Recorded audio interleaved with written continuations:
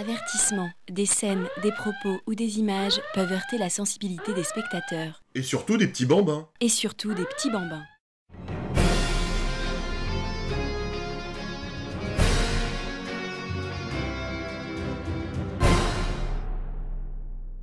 Bonsoir.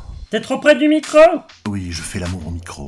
Salut les petits farfadets adipeux et autres margoulins pas malins. Oui, je sais, la rime n'est pas riche, mais c'est le texte. Pour les musiciens qui regardent cette vidéo aujourd'hui, sachez que je vais composer ma partition sans la moindre tierce, car je ne veux pas plomber votre humeur et votre recherche de divertissement sur cette chaîne, dans un contexte déjà suffisamment lourd, comme la connerie humaine. Pour les non-musiciens, je vais simplement faire dans le léger et le flottement poétique de type beauf, sans le moindre cogito cartésien. Je ne suis pas là pour vous offrir du Michael Bay, ou de la lourdeur comme dans une symphonie de Hans Zimmer. Et donc aujourd'hui, je vais vous présenter sans filtre et sans prosélytisme, car je respecte votre consentement, un album de 280 pages à la couverture glacée non lavable qui va vous humidifier le frétillant. J'ai trouvé cet album Panini dans un Robert U. Qu'est-ce que c'est? C'est comme un Super U mais en plus grand. Ah d'accord. Le bousin rassemble l'intégrale des épisodes de l'année 1966 des Fantastic Four. Alors j'entends d'ici les grognons et les aigris qui me diront que cette présentation n'a rien pour stimuler leur productivité, ou plus prosaïquement que les aventures vintage des 4 Fantastiques ne gorgent pas d'hémoglobine leur corps spongieux, mais je vous dis tout de suite, stop! C'est le bouquin de l'année 1966 quand même, hein. Une année mythique, s'il en est, pour les 4 Fantastiques, et loin d'être un annus horribilis, on peut affirmer que ces épisodes sont entrés dans les annales. Non, c'est pas possible, le bouquin est beaucoup trop gros. Car enfin quoi, on est là au top des Fantastiques en cette année 1966, et c'est Vanderbar. Une œuvre toute germanique et colossale dans son indulgence. Après de nombreuses mises en place de leur univers, Stan Lee et Jack Kirby se lâchent dans une symphonie de récits stimulants où s'entremêlent courbes et impacts dans un déluge coloriel rarement vu auparavant. Je te trouve tellement intense quand tu dis ça. Ah, Scarlett, là tu m'as coupé là dans mon élan là, et sans zoophilie. Mais ça n'a aucun sens ce que tu dis. Oui, exactement. Bref, les deux artistes nous donnent le meilleur de ce qu'ils étaient capables de faire, et à n'en pas douter, je sais qu'après cette argumentation aussi puissante que le slip de Guy Carlier, l'idée de parcourir les pages sensuelles de cet album en ma compagnie va vous squeezer le pimpon. Vous allez voir une vidéo qui va vous enrichir humainement. Tu serais pas en train de foutre une main dans le cul de tes viewers pour attirer les vieux nostalgiques, toi? J'avoue. Lumière. Schnell, Bédidome.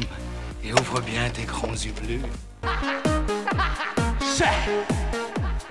En 1966, la grammaire narrative de la saga des 4 Fantastiques se modifie. Le lecteur commence à découvrir quelques épopées majeures, c'est-à-dire plus de 18 ans, et d'ailleurs, en ce début d'année 66, Stan Lee introduit l'intrigue jusqu'alors secondaire et de longue date concernant l'emprisonnement des Inhumains. L'intrigue se déroule au fil des pages de plusieurs récits, et pour celui qui n'aurait pas tout suivi avec assiduité, les aventures des Inhumains semblent aussi complexes que le schéma électrique de la ville de Montpellier. L'intégrale Panini regroupe donc les épisodes 46 à 57 des Fantastic Four, et ça commence giga méga fort avec la suite de la saga des Inhumains dont j'avais déjà parlé dans la vidéo précédente. Bon alors on va encore se faire plaise aux mirettes mais belettes en rappelant que ces épisodes ont été publiés en France dans le premier album des Fantastiques sorti lors du second trimestre 1973 sous le titre hyper chiadé des Inhumains sont parmi nous. Là on est encore dans la belle époque lugienne où l'éditeur lyonnais nous proposait de façon subrogative sans tapiner les premiers albums en grand format des 4 Fantastiques avec des couvertures superbes du père Frisano qui, à défaut de provoquer l'extase,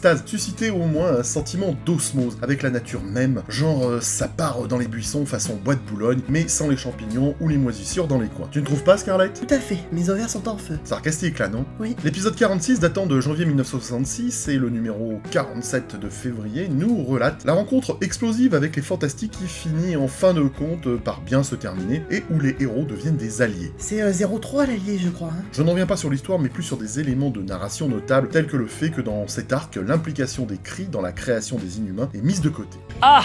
Oui, en effet, ici, on nous dit que les Inhumains ont été créés par une espèce distincte d'humanoïdes spécialisée dans la manipulation génétique, dominant la Terre à l'époque préhistorique, mais étant conduite sous terre à mesure que les humains devenaient de plus en plus nombreux. Ça fait bizarre, non, hein? En matière de mythologie marvelienne, j'y connais R, mec. Hein. Alors pourquoi t'es là? Pour améliorer le quota glamour et nichonesque de ton émission. Certes. Ah oui, c'est un truc de mammifère. Notons comme Amélie que dans ces récits, il n'est pas dit exactement que l'effroyable armée de Maximus est constituée d'alpha primitives, et on les fait simplement passer pour des serviteurs de Maximus. On nous parle pas encore de ces créatures esclaves des Inhumains, nous rappelons rappelant les pires heures de la Chine maoïste. Ah carrément. Ah bah oui, hein, ça dénonce sur cette chaîne. Cette première apparition des Inhumains est à l'image des créations de Kirby. Comme dans The Eternal ou 2001, l'Odyssée de l'espace, les Inhumains sont l'une de ces idées extrêmement cool qui finissent par s'éteindre très rapidement. Prenez le cas de la famille royale inhumaine, elle n'est pas exploitée à son juste potentiel, un peu comme du beurre sur une tartine trop grande. Les pouvoirs des membres de la famille sont aussi fantaisistes, comme pour Medusa, Karnak ou Gorgon, soit obscurs, hein, comme pour Crystal ou Black Bolt. Prenez Medusa, et prenez-la bien. T'es lourd. Alors détrompe-toi, je vais rendre grâce à la jolie chevelue, car contrairement à ce que l'on peut croire, j'adore pénétrer dans le domaine typiquement féminin. C'est bien ce que je dis, t'es lourd. Lorsqu'elle apparaît pour la première fois, elle est une méchante sexualisée et mystérieuse, percutante et dominatrice, qui lâche quand même une bombe atomique sur les 4 fantastiques, hein, le genre de vilaine qui te fera suinter du cul. Mais dès qu'elle rejoint la famille royale inhumaine, elle devient fade et insipide comme une endive ou Ariana Grande, et je ne baisse pas mes mots. C'est une autre Sue Storm. Et en bonne compagne,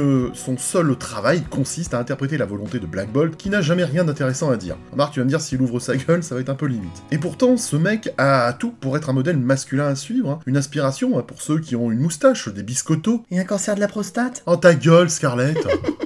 Black Bolt, qui est quand même la force de frappe de la famille royale, que dis-je, leur dissuasion nucléaire, eh ben il est politiquement impuissant parce qu'il ne peut pas parler. Et que dire de Crystal, qui est prête à tout détruire de son héritage et de ses privilèges royaux pour rouler des pelles à Johnny Storm tellement fort qu'il pourrait s'en décoller la paroi buccale. Il est clair qu'à ce moment-là, les Inhumains n'ont pas de véritable destinée autre que celle d'exister en secret. Et ça c'est vraiment embêtant. À une époque où dans Marvel les 4 fantastiques sont des explorateurs, les X-Men ont une mission politique, où les Avengers existent pour combattre les méchants qu'aucun héros ne pourrait vaincre, et ben les Inhumains n'ont pas pour caractéristique grand chose d'intéressant si ce n'est de vivre dans une super grotte, ce genre d'ineptie qui me tétratermine. Il est clair que Stan Lee et Kirby ne savaient vraiment pas ce qu'ils allaient faire à ce stade de ce groupe, et il est difficile du point de vue d'un lecteur de l'époque de se laisser entraîner dans l'intrigue de cette mystérieuse civilisation surpuissante sans en montrer beaucoup. Certes, on pouvait y voir beaucoup d'idées intéressantes, mais malheureusement, elles n'étaient pas développées comme il se doit. Passons à un point plus futile, mais esthétiquement plus agréable, c'est dans l'épisode 47 des Fantastic Four que Sue change de coupe de cheveux. Son nouveau style est effectivement plus beau que l'ancienne choucroute qu'elle portait sur la tête. Et la choucroute, si tu veux une saucisse. Reste tranquille, toi, je suis pas ta pute, hein, tu peux pas tester. Les épisodes 48 à 50 sont tout bonnement mythiques, je ne vais pas revenir dessus car j'en ai parlé de maintes fois dans mes différentes vidéos, mais quand même, c'est l'arrivée de Galactus et du Surfeur d'Argent. Bon, déjà, on se fait plaisir en admirant la belle couverture lugienne de tous les temps, signée Jean Frisano, pour le second album des Fantastiques datant du 4... Du 4 quoi? Oui, bah ça va, du 4e trimestre 1973. Je me souviens que le jour où j'ai découvert cette couverture, et ben c'est le jour où j'ai vraiment découvert le sens de la vie, avant de l'oublier aussitôt. Côté scénario, bordel, c'est la première apparition de Galactus quand même, hein. L'ennemi le plus terrible que tous ceux imaginés auparavant par le père Stanley. Fataliste est une grosse tarlouse à côté. Silence! Et surtout, on n'a pas ici une énième menace cosmique venant conquérir la Terre. Non là, le gros contenu cosmique est ni bon ni mauvais, il a juste la dalle, et là, ça le place au-dessus de toute morale. Le mec a juste besoin d'un casse-dalle pour se sustenter. On ne juge pas Galactus parce qu'il a la dalle. Ce qui est con, c'est que c'est nous le sandwich. Fort heureusement, Jack Kirby aura l'idée géniale d'inventer le Surfeur d'Argent. Je ne reviens pas dessus, car j'en ai beaucoup parlé dans le passé, et la quasi-divinité du petit gars argenté permettra à la Terre d'être épargnée. Je ne saurais trop vous conseiller de relire ces histoires tout bonnement philosophiques sur la condition humaine, de l'humanité en général, et sur la faiblesse des vermisseaux dérisoires que nous sommes, nous les humains, hein. Nous sommes vraiment futiles à l'échelle cosmique. Ah bah pas besoin de ce bouquin pour voir que les humains aiment détruire leur planète et dominer leurs semblables par la force. C'est vachement philosophique quand même, hein, aujourd'hui, cette vidéo. Tu trouves pas? Bah disons que c'est plus pointu que de parler d'un mec qui se balade en slip toute la journée. Alors je suis pas d'accord, il y a pas mal de gens qui se baladent en slip, hein. Regarde tous ceux qui bossent en télétravail. L'épisode 51, comme le pastis du même nom, toujours vu dans ce magnifique album lugien, est lui beaucoup plus introspectif après l'épopée de Galactus. C'est surtout la première fois qu'on découvre la zone négative. Mr. Fantastic, complètement irresponsable, a conçu un dispositif qui lui permettra d'entrer dans le sous-espace, sauf qu'en fait il va découvrir la zone négative. Ce mec est vraiment un dingue à dégager, hein. Irresponsable le mec. Je pense que t'es un ouf, toi, un ouf malade.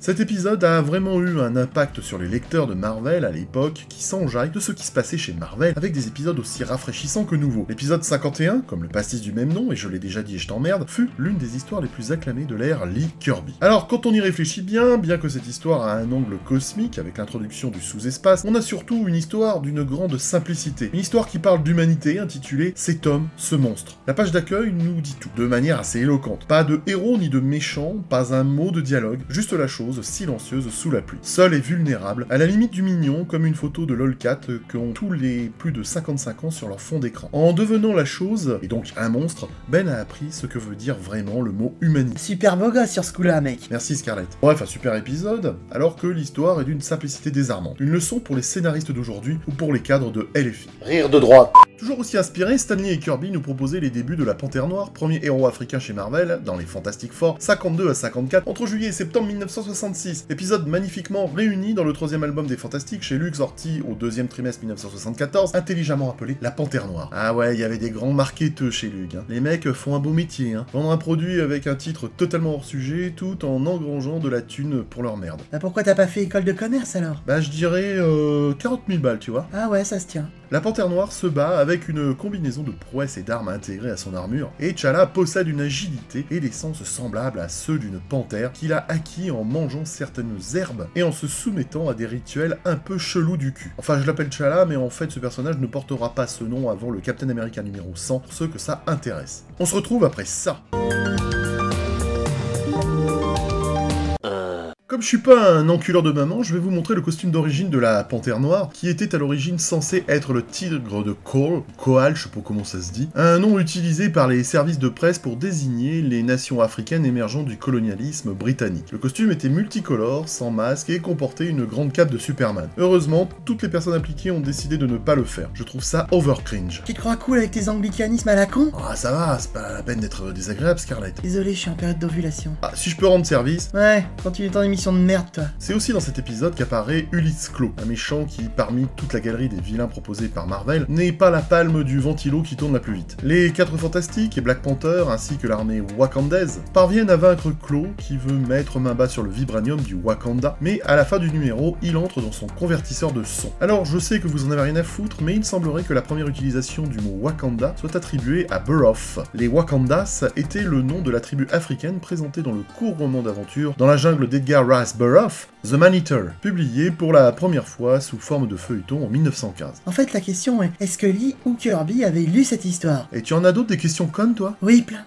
Puis l'album Panini nous propose le 55e épisode des Fantastic Four, sorti en octobre 1966, avec un retour du surfeur d'argent, créature préférée de Stanley, qui vient à nouveau se friter avec la chose dans un épisode épique et collégramme. Tout ça pour une histoire de jalousie de Ben qui ne supporte pas de voir le surfeur chez Alicia, jeune femme ma foi assez accorde et rotonde. Regardez-moi cette calotte de sa mort que le petit gars argenté se prend. La puissance du dessin de Kirby nous pète à la tronche. Oh, de temps à autre, un grand vent, c'est rafraîchissant. Oh, mais dis non. Bref, toutes ces histoires ont pu être vues dans le 3e album de Luke appelé La Panthère Noire. L'épisode 56 de novembre 1966 nous propose le retour de Klaue qui prend en otage Sue pour que les Fantastiques lui livrent la Panthère Noire. Klaue est désormais un être fait de sons solides. J'arrive pas à comprendre le concept d'un son solide, mais bon, pourquoi pas. Un épisode qui nous montre aussi le retour des Inhumains qui se plaignent de ne pas pouvoir quitter la ville cachée qu'ils n'ont jamais voulu quitter de toute façon. Bref, ils ne savent pas bien ce qu'ils veulent. Cet épisode a été vu dans le 5e album de Luke consacré au Fantastic Four au 4e trimestre 1974 appelé Docteur Fatalis. Là encore une superbe couverture de Frisano. Par contre je peux vous dire que le prix de ce bouquin sur les sites marchands est très élevé. Combien? Bah les moins chers correspondent à 21 bouteilles de 150 centilitres de la villageoise. Ça fait combien en cubi? Ah mais alors là j'y connais R, hein. Mais c'est d'une puissance incalculable. Hein. Moi-même j'ai des difficultés pour le calculer. Hein. Pour en revenir à l'album Panini, on a le droit au Fantastic Four annual numéro 4 qui nous montre le retour de l'un des premiers champions de Timely avec Namor, et à l'époque il s'agissait de la torche humaine des origines, l'androïde conçu par Phineas Horton. On a le droit à une grosse baston avec pétage de stick entre Johnny et l'androïde sorti de la naphtaline avant d'y retourner pour de nombreuses années après cet épisode. Pour le petit hommage, Kirby dessine la torche originale dans le style de Carl Burgos avec des flammes, comment dire, Scarlett, aide-moi. Plus sauvage? Oui, on va dire ça, plus sauvage. Du point de vue des droits des créateurs, ce numéro des 4 Fantastiques a fait exprès de publier le personnage de Carl Burgos apparu pour la première fois dans le Marvel Comics numéro 1. Et est-ce que tu veux une true story? Non. Eh bah tu l'auras quand même. En réutilisant ce personnage, ces enculés de chez Marvel ont donc renouvelé le droit d'auteur de la torche humaine originale, empêchant la propriété du personnage de revenir à Carl Burgos, son créateur. Selon Marvel's Untold Story de Sean Howe, la fille de Burgos l'a trouvé en train de détruire sa collection de bandes dessinées après la sortie de ce numéro. Après, il y avait de quoi péter un plomb quand même. Comme Claude François? C'est aussi dans cet épisode que le penseur fou développe un super ordinateur nommé Quasimodo, qui aspire à devenir un vrai garçon. Et après avoir retrouvé le penseur fou, les 4 Fantastiques lui défonce la rondelle. Mais il arrive à s'enfuir, laissant Quasimodo abandonné et seul. Et puis l'album Panini nous propose l'épisode 57 de décembre 1966, là encore vu dans l'album Dr Fatalis de Lug en 1974. J'ai eu du mal à le dire, je ne sais pas pourquoi. C'est le fameux récit où Fatalis vole les pouvoirs cosmiques du surfeur d'argent dans des pages aussi épiques que dramatiques. Voilà, j'avais envie de parcourir avec vous cet album Panini consacré à la plus fabuleuse année de la saga. Je sais que c'est super connu et que vous êtes blasé des fantastiques, qui plus est avec un produit Panini Predator pour ton compte en banque, mais j'avais vraiment envie, pour une fois, de faire autre chose que les X-Men ou Spider-Man. En un mot, j'avais envie d'évacuer mon trop-plein de bonheur autre part que là où j'ai l'habitude de déverser mon amour des vieilles choses. Sans compter que ça va soulager le chien.